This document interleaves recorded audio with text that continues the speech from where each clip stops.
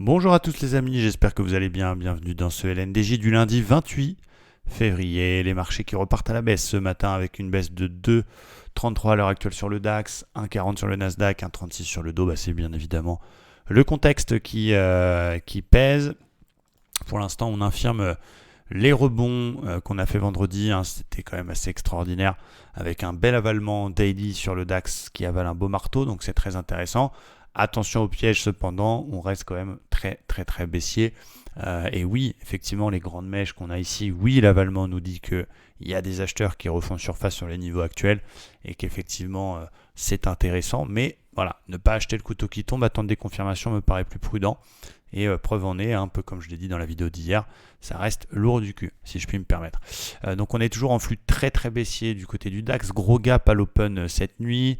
Est-ce qu'on va venir combler le gap ou pas? J'en sais rien. En tout cas, ce que je vois, c'est que pour l'instant, pour ma part, je privilégie les ventes avec des ventes sur rebond technique. Là, on a eu le petit support qui accompagnait le rebond qui a été pété par le gap. On est venu se réappuyer dedans. Donc, j'ai un petit plan un peu agressif du côté du DAX ce matin.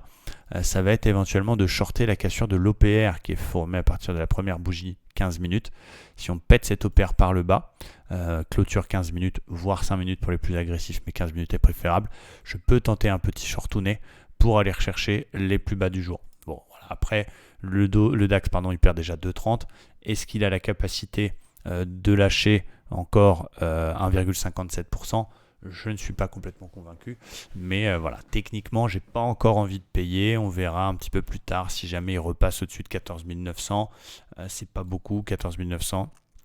On peut éventuellement faire de nouveaux achats, mais j'avais dit sous 14 900, 15 000, je privilégie les ventes, donc je vais essayer de tenir mon plan sans non plus avoir de biais. Voilà, j'ai pas envie de payer les jouets le comblement du gap ce matin, et j'ai plutôt envie de shorter la cassure de l'OPR, donc j'attends tranquillement. Du côté du Dow Jones, c'est un petit peu pareil. Alors il y a deux options, c'est soit effectivement fin de la baisse, on a cette vague de Wolf et du coup elle se valide et c'est terminados pour la baisse et là on va rechercher 36 000. On a en plus la Fed au cœur de l'actualité avec Powell qui s'exprimera mercredi jeudi concernant la politique monétaire. Finalement peut-être qu'elle va pas monter les taux tout de suite. Bon, on verra la suite. Ce qui va décider pour moi de la validation de tout ça, c'est si on repasse au-dessus de 34 000. Tant qu'on est en dessous de 34 000, je vais quand même faire attention et plutôt quand même privilégier des tentatives de petits shortounets.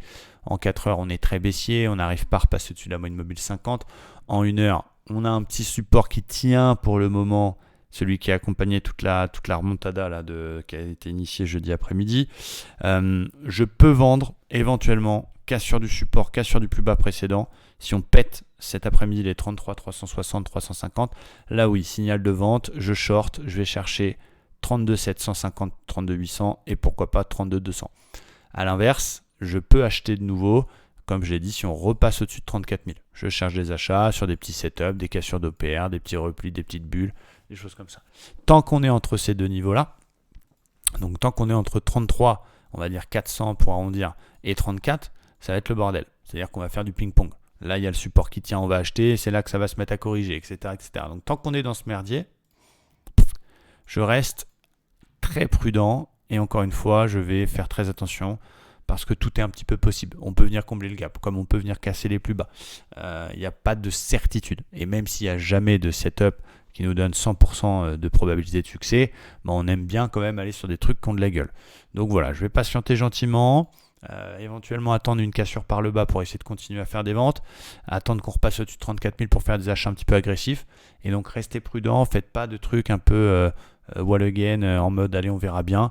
On est sur un marché qui est évidemment comme d'habitude sensible à ce qui se passe, mais encore plus la moindre petite news, la moindre petite déclaration peut avoir un impact exceptionnel. Vous avez vu vendredi, j'étais dans les transports pour revenir de Dubaï, j'ai regardé les graphiques, j'ai halluciné, la remontada elle est juste folle, donc le marché est taré. Donc qui dit marché un petit peu exagération, on va dire des mouvements, dit prudence, donc restons extrêmement sélectifs sur nos trades. Voilà pour mes plans. Parfois il y a des plans clés en main, parfois c'est un petit peu plus compliqué. Voilà ce que je vais faire aujourd'hui et j'espère que c'est clair pour vous et je vous souhaite une très belle journée. Merci à tous, ciao, bye bye.